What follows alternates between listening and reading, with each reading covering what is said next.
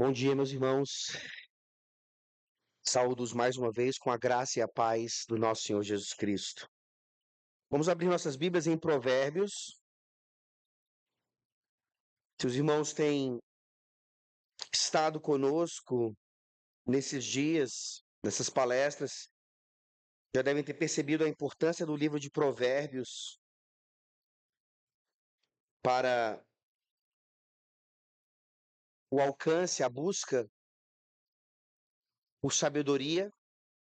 E nós vimos ontem que não é algo meramente a ser alcançado, mas é alguém, pessoa bendita do Senhor Jesus Cristo, a segunda pessoa da Trindade, em quem todos os tesouros de sabedoria estão escondidos. E Provérbios, como esse livro maravilhoso de um pai para um filho, ensinando por meio daquilo que nós veremos hoje, que é conhecido nos nossos dias como as 7 artes da liberdade. E aqui em Provérbios 9, versículo 1, nós temos um versículo ligado a essa ideia, que diz assim: a sabedoria já edificou a sua casa, já lavrou as suas 7 colunas. E nós não temos tempo hoje pela manhã de vermos como ao longo da restauração da pedagogia por meio do povo de Deus, como esse versículo foi usado justamente para fazer uma conexão com aquilo que, a partir da Idade Média, principalmente, e que foi confirmado na Reforma Protestante e depois continuado pelos pós-reformadores, e que, querendo ou não, chegou também na América e, infelizmente, nem tanto no Brasil. Nós veremos hoje como essas 7 colunas aqui, estabelecidas pela sabedoria, se manifestam ao longo da história. É um breve panorama nos mostrando a nossa herança. Tá? O que a gente está falando aqui não é nada novo. O que nós estamos falando aqui não foi inventado por alguém. Nós entendemos que isso é um reflexo da eternidade na história. Aquilo que Deus propôs, aquilo que Deus designou para o homem, no sentido de transmissão de conhecimento e formação de caráter de uma geração a outra. E nós veremos hoje à noite, se Deus assim permitir, na nossa última fala, que será mais em formato de sermão, na exposição de um texto, que a palavra paideia é muito importante nisso tudo. E Paulo não usa essa palavra por acaso. Ele a usa de propósito. Em vários textos da Nova Aliança, na verdade, o termo está lá ou em forma de substantivo ou em forma de verbo. E isso tudo, mais uma vez, não para tentar pegar alguma coisa da cultura e introduzi-la dentro da igreja, mas, na verdade, fazendo a restauração adequada daquilo que sempre foi nosso. A herança é do povo de Deus. Precisamos entender isso. Dentro de uma teologia, inclusive de domínio mais ampla, nós herdaremos a terra, porque a terra é nossa. E nós pensamos, então, que aqueles que convivem nessa terra, já conviveram, convivem e ainda conviverão, e que não pertencem a Cristo, eles, na verdade, agem, mesmo que não saibam disso exatamente, como usurpadores. E essa é uma razão, inclusive, para nós trazermos, convidarmos, chamarmos essas pessoas para que estejam debaixo do senhorio de Cristo, para que então possam dar a Ele toda a glória por todas as coisas que Ele tem concedido, não só ao seu povo, mas também à humanidade de uma forma geral, mesmo que para a humanidade por tabela. E assim, então, Deus, na sua providência, e a história a história da humanidade é a história da redenção. Não tem como distinguir o que Deus está fazendo desde o Éden, passando pela queda e restaurando todas as coisas até a consumação, diz respeito ao seu plano infalível. Então não cabe a nós, por mais que nós tentemos ser como Deus, não cabe a nós discutir por que demorou tanto, por que nós não tivemos isso, por que Deus não fez antes. É importante ver esse panorama, então. E para nós um encorajamento. Sim, eu falei para vocês aqui desde o começo. Nós não fomos treinados dessa forma. Nós temos os resquícios de uma educação não bíblica em nós. Mas a esperança é que os nossos filhos não precisem mais ter isso. Os nossos netos, os nossos bisnetos, até o retorno do Senhor Jesus Cristo. E como uma breve recapitulação, então, nós vimos a tragédia da educação como ela se encontra hoje, fruto do abandono de Deus e da sua palavra nessa área especificamente. Mas vimos então que Platão ou outros que acabam sendo buscados como solução, na verdade não o são. E assim nós retornamos então e precisamos retornar ao livro sagrado e à sabedoria de Deus para buscar essa solução. E vimos então que Deus nos dá bem claramente a educação pactual, suas promessas, sua fidelidade, para que sejamos então obedientes a isso e os nossos filhos experimentem bênçãos incontáveis nesse sentido. Deus levantou homens antes de nós para fazer esse resgate também. E eu já mencionei os dois principais aqui na era pós-apostólica. Esses homens entenderam o que Paulo quis dizer com paideia. Esses homens viram ali, então, após a era apostólica, todos os perigos que filosofia ou cultura greco-romana poderia oferecer à igreja. E eu mencionei, inclusive, infelizmente, que o próprio Agostinho, o grande Agostinho, assim como outros ali naquele primeiro momento, eles foram influenciados em algum sentido, e num sentido ruim, por essas filosofias. Mas, olhando então para o apóstolo Paulo, e principalmente o uso que ele faz do termo paideia, Agostinho e Cassiodoro, depois se quiserem pesquisar um pouquinho mais sobre eles, principalmente Cassiodoro, eles foram usados por Deus no período ali dos pais da igreja, e depois entrando ainda na idade mais conhecida como Idade Média, o resgate daquilo que sempre foi nosso. Só que naquele período, alguns ainda olhavam bem desconfiados para essa influência ou essa convivência com o helenismo ou com a filosofia grega. E houve um pai da igreja, Tertuliano, que fez uma pergunta muito interessante a respeito disso, não só dessa questão pedagógica em si, mas de toda a influência grega que entrava, greco-romana que entrava na igreja. Ele perguntou: o que Jerusalém tem a ver com Atenas? O que Jerusalém tem a ver com Atenas? É como se Tertuliano quisesse, então, de uma forma total, se livrar completamente de qualquer influência. Ele dizia: não precisamos de Platão, não precisamos de Aristóteles, não precisamos desses homens. Nós temos o livro de Provérbios. Nós temos toda a filosofia necessária para que possamos, então, alcançar o caminho da sabedoria. Entretanto, e apesar de Tertuliano estar correto, num certo sentido, em fazer a pergunta, Jerusalém tem algo a ver com Atenas. Atenas tem algo a ver com Jerusalém. Porque, na verdade, Deus, ele estabeleceu o conhecimento de todas as coisas primordialmente pela sua palavra e que tudo passasse pela sua palavra. Mas há conhecimento verdadeiro, digamos assim, que advém inclusive de pessoas que não são cristãs.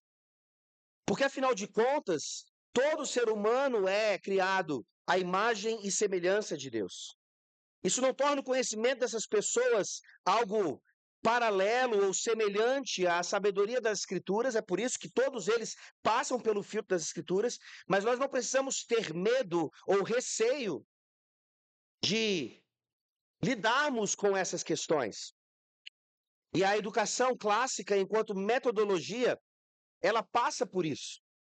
Existem os extremos, existem os descuidos, mas Deus não estabeleceu para nós um isolamento tal que nós tenhamos que dizer que, de fato, Jerusalém não tem nada a ver com Atenas.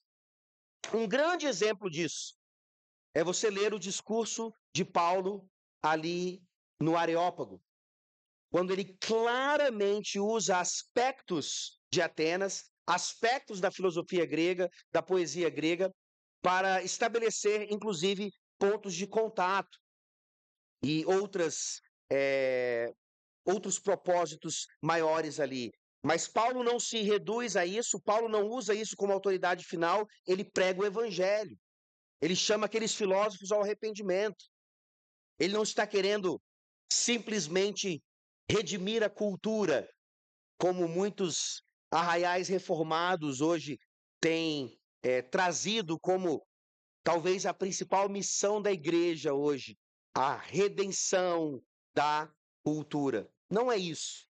E eu creio que essa próxima citação que eu vou ler para vocês, uma citação de Douglas Wilson, que hoje é uma pessoa muito importante nesse resgate atual da educação cristã clássica. Sempre que eu menciono Douglas Wilson, e vou mencioná-lo hoje à noite também, é importante fazer uma ressalva. E esses homens, eles são imperfeitos. Então, cuidado, se você não conhecer ainda Douglas Wilson, estiver lendo Douglas Wilson, existe parte da doutrina de Douglas Wilson que deve ser rejeitada, principalmente no que diz respeito a o que hoje a teologia tem chamado de visão federal, ou alguns aspectos, inclusive, ligados à justificação. Para vocês terem uma ideia do perigo ou do receio que Douglas Wilson ainda traz a algumas pessoas próximas de nós, inclusive. Vocês devem se lembrar do simpósio dos puritanos, que acontecia ali em Maragogi e também em Belém do Pará. Preletores vinham de fora e abençoavam parte da igreja que conseguia participar desses eventos. Infelizmente, o simpósio dos puritanos ele não acontece mais. Pelo menos a parte que acontecia em Maragogi, a igreja de Belém conseguiu manter, num certo sentido, apesar de não ter mais o nome Simpósio dos Puritanos. Mas por que eu estou dizendo isso? Porque, além de um simpósio, os puritanos eles são uma editora.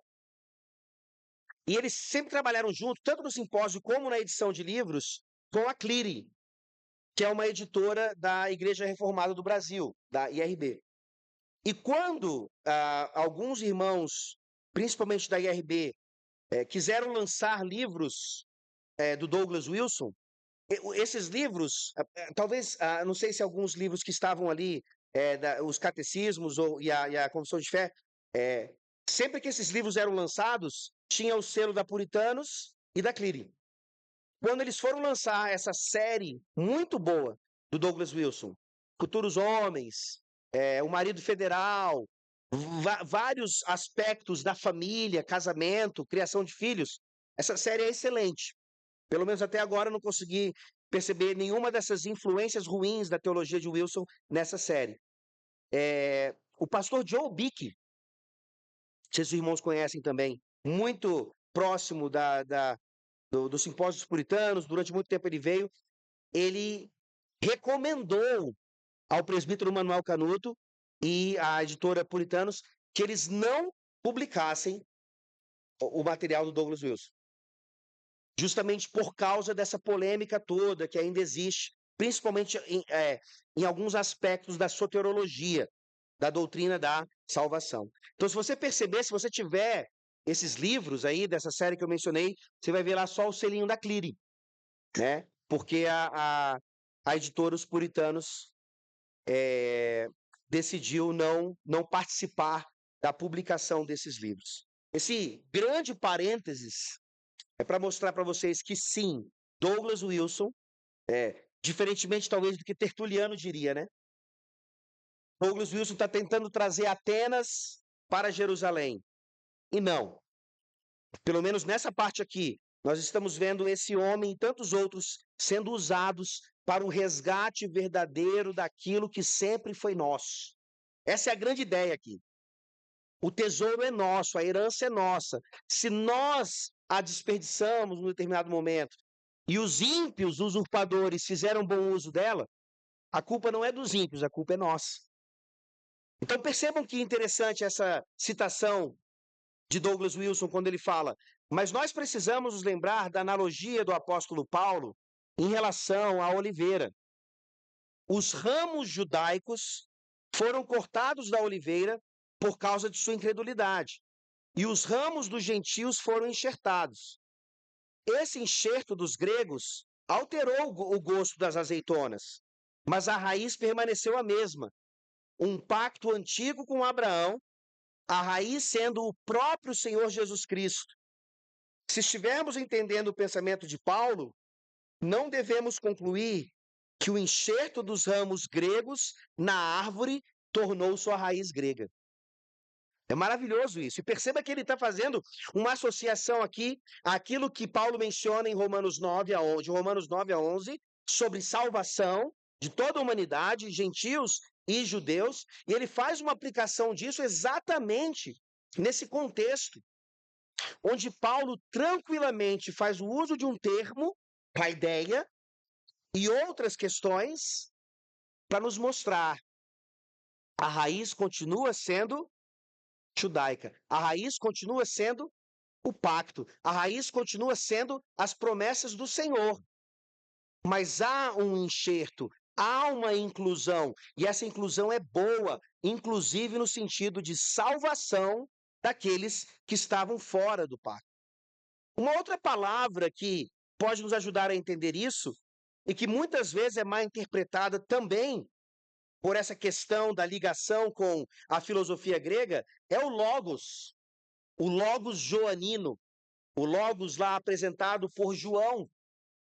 Muitos ali vão então dizer, né? Por isso aquela questão também de pessoas cristãs ainda entenderem que Platão, na verdade, estava falando sobre as mesmas coisas que o cristão fala, só usando palavras diferentes. E não é o caso de João, quando ele fala sobre a segunda pessoa da Trindade enquanto Logos.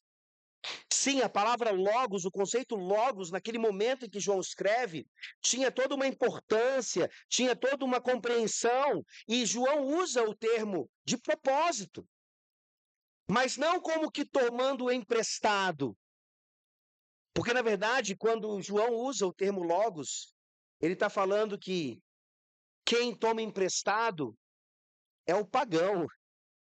Quem usurpa ou toma algo que não é dele naturalmente é o grego, é o gentio. E assim, então, a gente começa a ver, nesse breve panorama histórico das 7 artes liberais, como isso sempre fez parte da nossa herança. Lembrem-se, a Bíblia, ela não é um livro de matemática e ela não é um livro também de história da pedagogia nesse sentido. Mas há princípios, tanto na Antiga Aliança quanto na Nova Aliança, que nos mostram o quanto esse panorama histórico aqui, ele é não só legítimo, mas totalmente fundamental para nós entendermos o que está acontecendo hoje, em 2024, nessa sede que famílias têm de, mais uma vez, poder educar filhos por meio daquilo que Deus estipulou desde o princípio. A primeira parte aqui do panorama, e ele não é exaustivo, é claro, nos leva lá às sinagogas. Lembra que eu mencionei para vocês, inclusive, nesse embate que foi criado desnecessariamente entre o time homeschooling e o time escola formal, tá? Nós temos a sinagoga na Antiga Aliança sendo usada já para a preparação dos filhos da aliança, e lá nós temos o relato de 4 tipos de estudantes segundo o Talmud, um dos livros, né, uma das tradições importantes para a compreensão do Antigo Testamento e de toda a cultura judaica. Então, esses 4 estudantes eram descritos como, primeiro, a esponja absorve tudo, aí vem o funil, que não absorve nada, mas, de certa forma, acaba exercendo a sua função. O terceiro é o coador, que apanha a ilustração, mas não a ideia principal. E, finalmente, temos a ferramenta para separar o trigo, que assopra as ilustrações, mas preserva a ideia principal. Eu vejo que interessante, algumas ilustrações ou analogias sendo usadas para demonstrar fases dos alunos ou características dos alunos. E isso mostra, então, que dentro desse processo de ensino e aprendizagem, há essas diferentes maneiras de se aprender e de se ensinar. E aí, isso começa a nos mostrar que aquilo que vem depois, lá com os gregos e os romanos, na verdade é apenas um reflexo do que já acontecia antes. E é interessante porque se você perguntar hoje em dia sobre onde tudo isso começou, as pessoas geralmente voltam apenas ao contexto greco-romano. Elas dizem assim: Deus, na sua providência, começou a estabelecer isso naquele momento e hoje, então, no século XXI, a gente está tendo acesso a isso novamente. E é um ledo engano. Também não tenho tempo hábil aqui para provar aquilo que eu já comecei a dizer ontem à noite, mas Deus começa o processo de metodologia clássica para a humanidade, especialmente o seu povo, na eternidade. E isso vai se manifestando na sua providência, começando onde a história começou, lá em Adão e Eva. E passando pelo povo hebreu, e por que não, pelos povos, inclusive gentios daquela época também, que sempre precisaram, de uma certa forma, ou usar corretamente o método ou deturpá-lo. O método é estabelecido, ele faz parte da estrutura. Ou você o usa de maneira adequada e que glorifica a Deus, ou você vai deturpá-lo, mas sem ser capaz de mudar a sua base. Assim, então, a gente dá um salto grande agora. A gente pula o período greco-romano e já chega ali em Cassiodoro, um dos principais pais da igreja usados para fazer essa restauração. Os gregos e os romanos foram importantes para sistematizar vários aspectos disso. Mas eles não são uma fonte primária. Por isso, então, Deus começa a restaurar essa questão toda, e Cassiodoro, por exemplo, faz isso escrevendo comentários das Escrituras e também um tratado chamado Institutiones Divinarum et Saeculorum Lectionum. A primeira parte tratava de literatura sagrada e a segunda das artes liberais. Sempre as duas coisas conectadas. Sempre as duas coisas mostrando a integralidade disso. A importância da Bíblia, a prioridade da Bíblia e também tudo aquilo que envolvia a forma como Deus estipulou para que o homem didaticamente transmitisse cultura. E assim, então, é importante lembrar que nós não estamos aqui também usando outro termo muitas vezes usado, expoliando os egípcios, né? Como quando o povo de Deus precisou sair ali do Egito, Deus manda que eles tomassem, então, aquilo que era propriedade dos egípcios, para que eles lá no deserto pudessem principalmente estabelecer o tabernáculo e ter condições, inclusive, de viver. Nós não estamos expoliando os egípcios. Nós não estamos expoliando os gregos. Nós não estamos expoliando os romanos. Nós estamos resgatando aquilo que sempre foi propriedade do povo de Deus. É nossa herança e nós, obviamente, somos aqueles mais bem preparados para fazer com que essa herança seja aproveitada da melhor maneira possível e para a glória de Deus.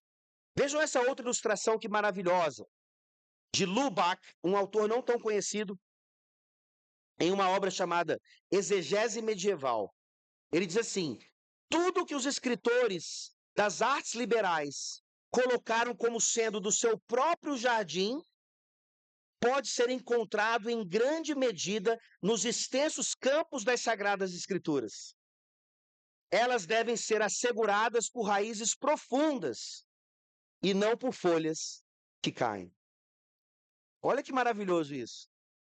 Então, por mais que esses homens todos não tenham tido acesso às Escrituras e tenham achado, então, que isso era uma descoberta própria ou algo pertencente a eles, você olha para as Sagradas Escrituras e já está tudo lá. Já está tudo manifestado lá, pelo menos em forma de princípio. E assim o panorama continua e nós damos também um grande salto, chegando agora, já ali na metade, mais ou menos, da Idade Média, na verdade, um pouco mais caminhando para a segunda metade, para o finalzinho. Nós temos os Irmãos da Vida Comum, um dos principais pedagogos dessa época, chamado Gerhard Grut, investiu na reformulação da educação monástica. Muitos reformadores foram treinados nessas escolas. Por aquilo que eu mencionei para vocês aqui também. Quando o Espírito Santo age de maneira poderosa naquele período da história, trazendo para nós aquele grande avivamento maravilhoso, não foi algo místico ou do nada, meramente. Deus já, na sua providência, estava preparando aqueles homens, suas mentes, seus corações. Eu falei para vocês que eu fiquei na dúvida em que palestra eu daria hoje de manhã, e a outra era a Academia de Genebra. Ver ali um pouquinho como Calvino foi treinado para ser quem ele era. E isso diz respeito a esse currículo aqui que eu vou apresentar para vocês. Olha que interessante. O currículo era prático, enfatizando especialmente gramática, retórica, lógica, ética e filosofia, matérias que faziam sentido na vida que os meninos teriam. A escola também enfatizava a religião, ambos os testamentos, orações, vidas dos santos e outros líderes religiosos e um uso prático dos princípios cristãos. Mais uma vez, você tem sagradas letras e as artes liberais. Não são dicotômicos. Uma não necessariamente se contradiz com a outra. Isso faz parte daquilo que sempre foi nosso. E graças a Deus, estamos participando agora, num certo sentido, desse resgate mais uma vez. Um outro nome importante em termos históricos é Comênius. Esse você já deve ter ouvido falar. John Amos Comênius, apesar de ele ser considerado como um modelo educacional da Unesco, o que vem da ONU, da Unesco, não é muito confiável. Então, eu acho que Comênius, ele fica se remexendo no túmulo, sabendo de que hoje ele é considerado aí num certo sentido, um patrono da educação pela Unesco. Mas Comênius foi um precursor, por exemplo, da sistematização do desenvolvimento gradativo do currículo, coisa importante e fundamental hoje em qualquer aspecto da pedagogia. E aí nós chegamos nos reformadores. Lutero, por exemplo, tem uma citação muito famosa, onde ele diz, e essa ela é uma confrontação direta aos nossos corações hoje em dia. Talvez você ache que Lutero esteja exagerando, mas eu concordo com ele. Lutero diz, onde as Sagradas Escrituras não são a regra, eu aconselho que ninguém envie seu filho para lá. Onde as Sagradas Escrituras não são a regra, eu aconselho que ninguém envie seu filho para lá. E é claro que diante disso e da realidade do que nós temos, ou em Uberlândia, ou em Brasília, ou em qualquer lugar, as famílias podem dizer, tá bom, pastor, eu estou convencido, eu tenho que fazer algo melhor ou mais bíblico para a educação dos meus filhos, mas não tem opção. O que a gente vai fazer? Não tem opção. E aí é onde eu falo para vocês, se tornem a opção. Esse é o grande desafio. Mais uma vez, vocês não estão ouvindo essas coisas simplesmente para serem confrontados, se sentirem mal por um tempo, mas logo em seguida não temos opção mesmo, deixa para lá e vai ser assim até quando nós tivermos opções.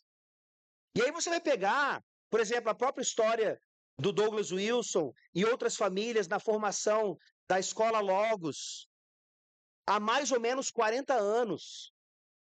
Esse movimento tem acontecido ali nos Estados Unidos há mais ou menos 40 anos. E já tem, então, muitos frutos colhidos, muito resultado maravilhoso para nos mostrar que sim, funciona. Bastava a fidelidade de Deus, confiar nas promessas. Mas, além disso, já tem coisas bem concretas aos nossos olhos para mostrar vale a pena. Agora, é difícil, muito difícil, sair da zona de conforto. O próprio Douglas Wilson brinca. Qual é a primeira característica que nós precisamos ter para montar uma escola assim? Vocês precisam ser loucos. Vocês não podem estar no estado normal de consciência para fazer isso. E bem-vindos ao cristianismo, gente. Porque não é só montar uma escola, não. Ser cristão no mundo é loucura. A pregação do evangelho é loucura para os que se perdem. Sejam a opção. Busquem isso.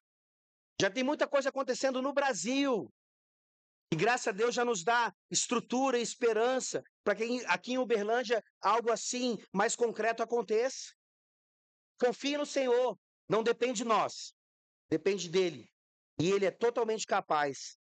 Melanchthon, o grande discípulo de Lutero, ele dizia: que importância é para a Igreja de Cristo que os meninos sejam bem instruídos na gramática. E aqui ele está mencionando, obviamente, aquela primeira fase ou aquela parte do trivium, e não apenas a gramática de uma língua. Quantos erros graves que trouxeram calamidade para a igreja e surgiram da ignorância da gramática. Olha a conexão que ele faz também, né, com o ministério da igreja e essa questão da educação nas 7 artes liberais. As coisas estão conectadas.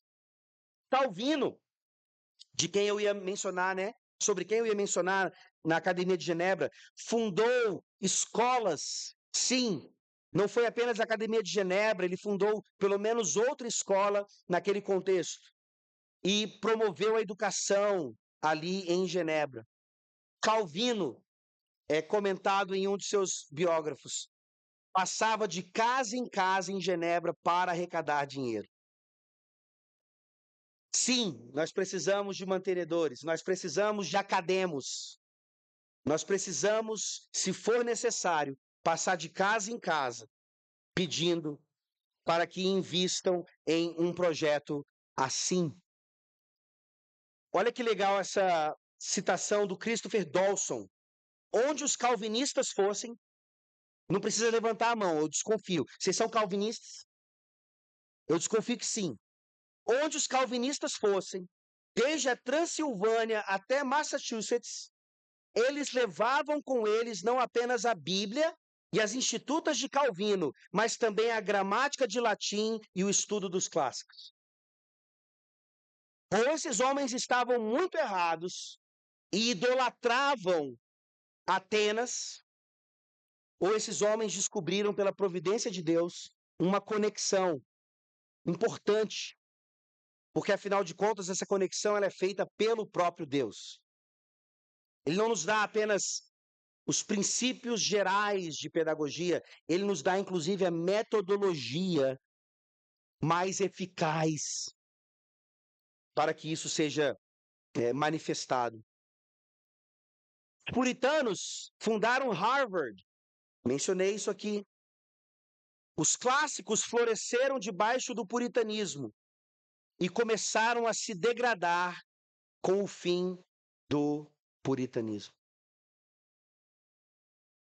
Nós somos calvinistas, nós somos reformados, nós somos presbiterianos. Não basta ter um projeto assim com o nome cristão, com o nome presbiteriano, com o nome batista. A essência da coisa que importa. Ou aqui, num lugar que não parece uma escola, ou em casa, ou num prédio bem preparado e bem encontrado, achado para tal função. Nós temos hoje, graças a Deus, bastante conteúdo para colocarmos tudo isso em prática. E aqui, a gente não está transmitindo, mas o slide tem algumas fotos de homens importantes. Einstein, Darwin, Calvino, Cristóvão Colombo, Lutero, Marx. E ao mostrar essas fotos e uma lista maior de nomes, eu pergunto, o que esses homens têm em comum? Todos esses homens foram treinados nas 7 artes liberais. E aí fica evidente que as 7 artes liberais, elas não são o evangelho. As 7 artes liberais, elas não salvam ninguém. Mas se você pega um ímpio e o treina nas 7 artes liberais, e o Espírito Santo não regenerar aquele coração, aquele homem vai ser um gênio do mal. Ele vai ser super bem preparado para escrever uma obra que até hoje gera confusão em relação a Deus ter criado o mundo ou não. E não é por isso que nós rejeitamos, obviamente, a metodologia, mas pelo contrário, a abraçamos. Porque, mais uma vez, eu repito, ela é nossa. Nós é que devemos fazer o melhor uso de tudo isso. E por que são chamadas de 7 artes liberais ou 7 artes da liberdade? Obviamente porque são 7, o trivium e o quadrivium, a gramática, a lógica e a retórica no trivium, e o quadrivium mais voltado para a parte da matemática, ou das chamadas exatas, como nós conhecemos nos dias de hoje. Eu gosto do termo em inglês, as hard sciences, as ciências duras, mais concretas, mais possíveis de comprovação empírica. A aritmética, no quadrivium, a geometria, a música e a astronomia. E é interessante porque, tendo mencionado agora esses 40 anos já de experiência nos Estados Unidos, saiu um livro recente que os irmãos deveriam ler, estudar. É A Tradição das 7 Artes Liberais. Esse livro é fenomenal.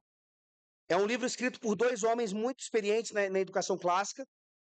Depois de ter trabalhado já mais ou menos 10 anos com isso, eles mostram nesse livro o quanto nós já caminhamos, mas o quanto ainda falta caminhar. E a principal falta de caminhada, o aprimoramento principal que ainda falta, é justamente nessa área do quadrivium. E no entendimento mais adequado do trivium.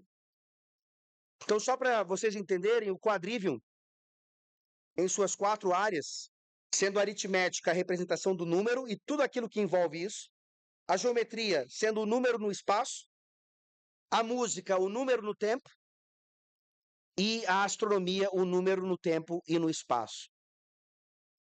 Precisamos então de bons cristãos formados em matemática, química, física,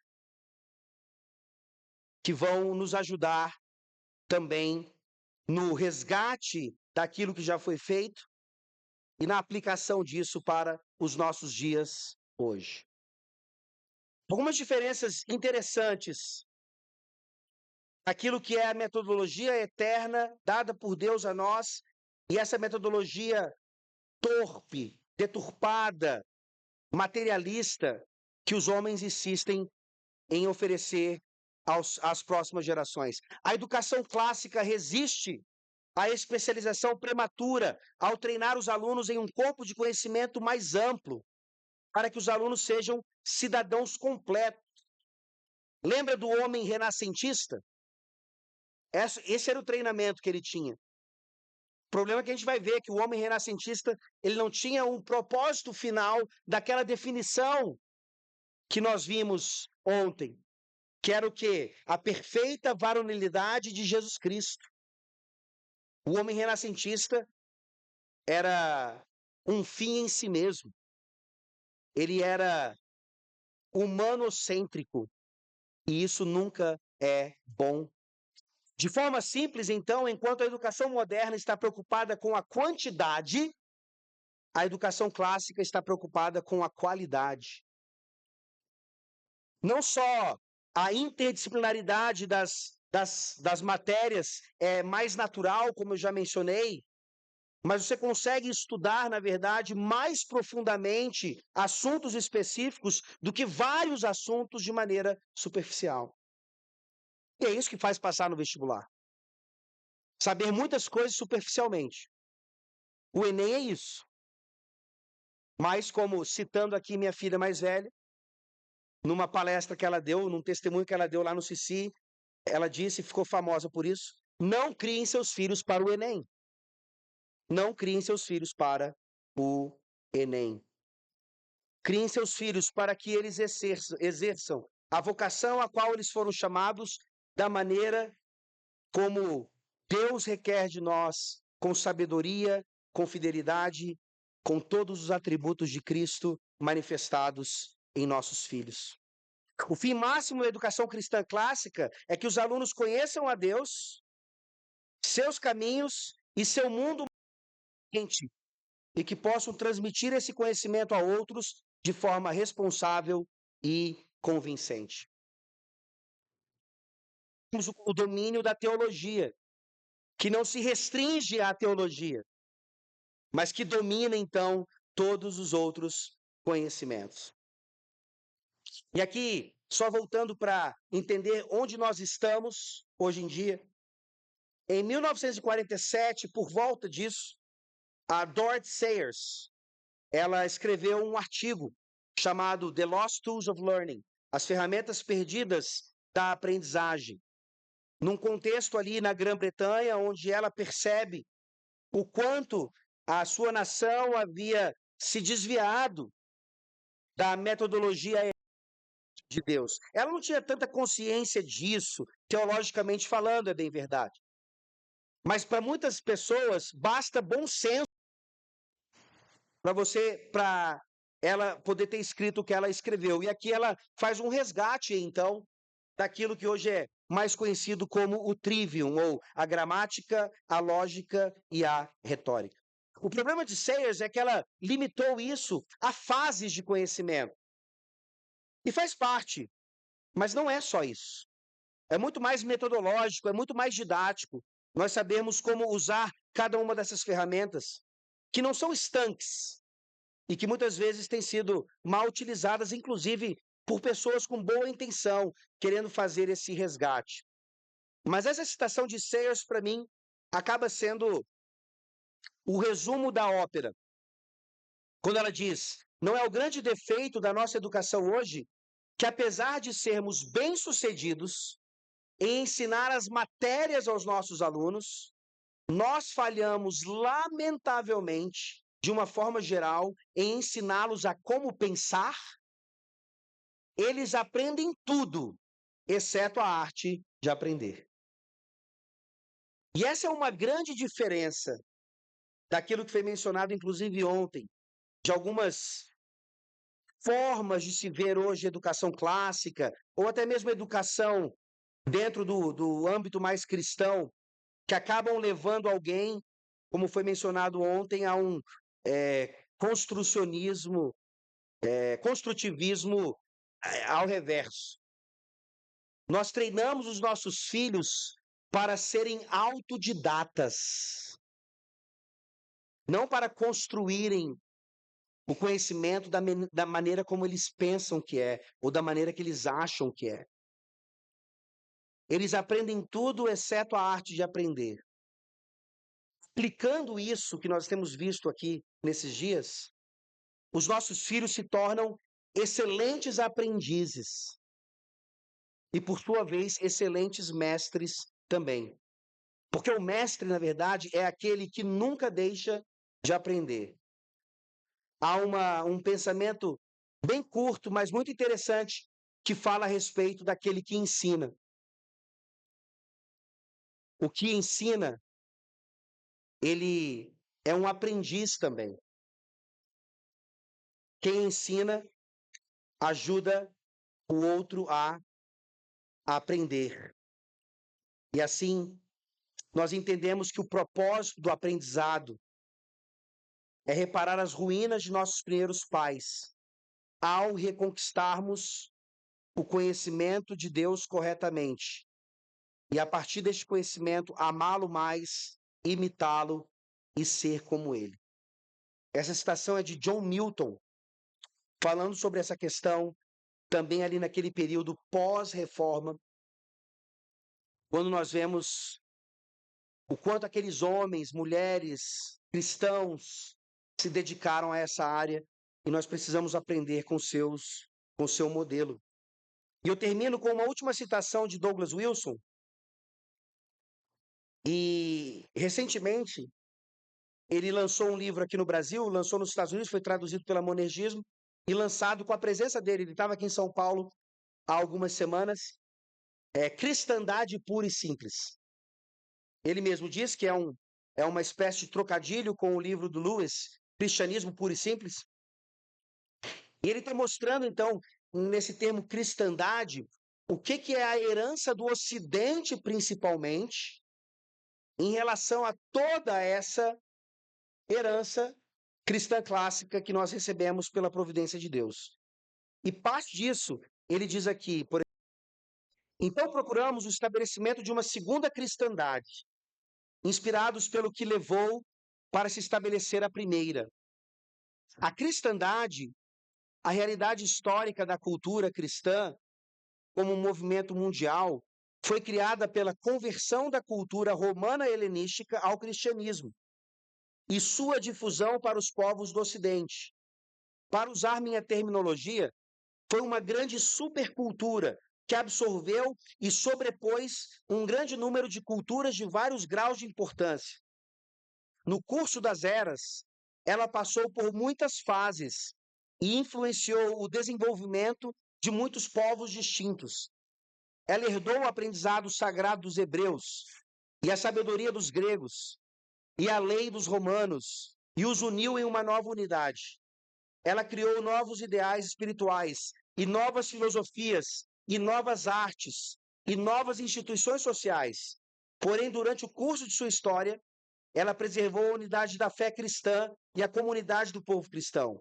Educação cristã hoje é a detentora desta tradição milenar e possui todos os tesouros de 3.000 anos de criatividade espiritual. Como não desejar que os nossos filhos sejam treinados exatamente por meio desse tesouro? Ele é nosso, ele pertence a nós. Façamos bom uso disso. Eu queria terminar citando Mateus 28, que você conhece muito bem.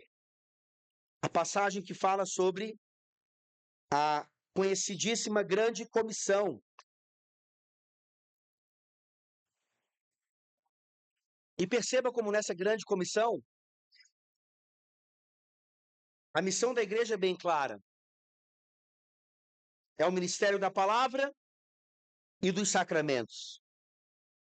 Nós veremos isso hoje aqui no culto ao Senhor. A fidelidade, a simplicidade da missão da igreja. Proclamação da palavra, administração dos sacramentos. Obviamente envolvendo outras coisas. E aqui Jesus deixa bem claro. Mateus 28, 18 a 20. E chegando-se Jesus, falou-lhes dizendo: É-me dado todo o poder no céu e na terra.